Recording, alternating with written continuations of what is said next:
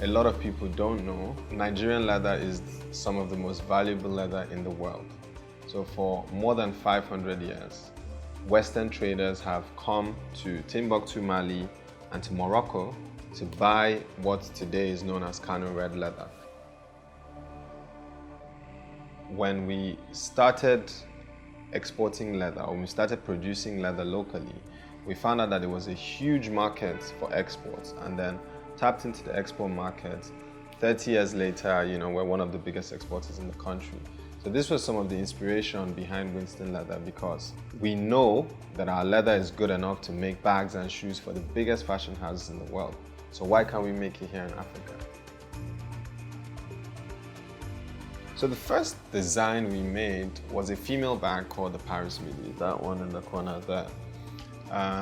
It was a simple design, but I can say that was the design that blew us up, for lack of a better word. Because one day, my friend just sends me this tweet, and the tweet goes, one of the biggest fashion houses in the world is buying leather from a company in Kano. And he sent me that tweet and he's like, "That's your company, right?" And I said, yeah. So I responded back to the tweet and I'm like, "Hi, that's us you're talking about. Now we make amazing leather goods and it's called Winston Leather." And so we sent her a bag, and obviously because we just started, we sent her the first design. She posted it on her page and it got like 3,000 retweets and it just went viral. So we're doing made in Africa that can compete on a global level. So when you see a bag made in Nigeria now and you see a bag that you are buying from any other country where you go shopping, it's the same. But because we don't have the middleman cost, we don't have the transport cost of taking it abroad, and the transport cost of bringing it back, it's cheaper to buy in Africa for the same quality. And it's been amazing. 3 years later, we export to 14 countries. We're going for trade fairs around the world. We're going for exhibitions around the world.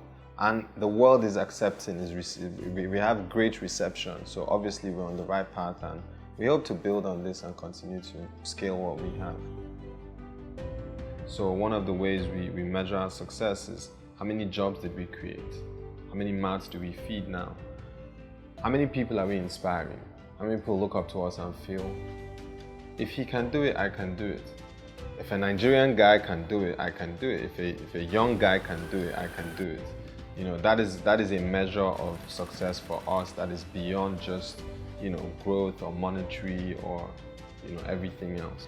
And so the training that we invest in our staff is one of the most important factors of our success.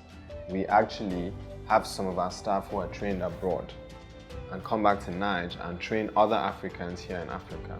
One of the ways by which we pass on the Winston DNA to our staff is by getting them to understand that, look, we're not just trying to make bags. We're trying to make the best bags in the world. We're trying to compete with the biggest fashion brands in the world. So every stitch is important that it's uniform.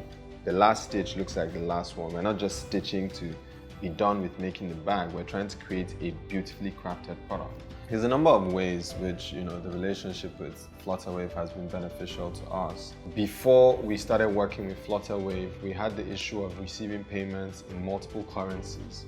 So now that we're working with Flutterwave, I feel like that problem is mitigated a lot, because we're able to receive payments in multiple currencies seamlessly, effortlessly, at the speed of a click.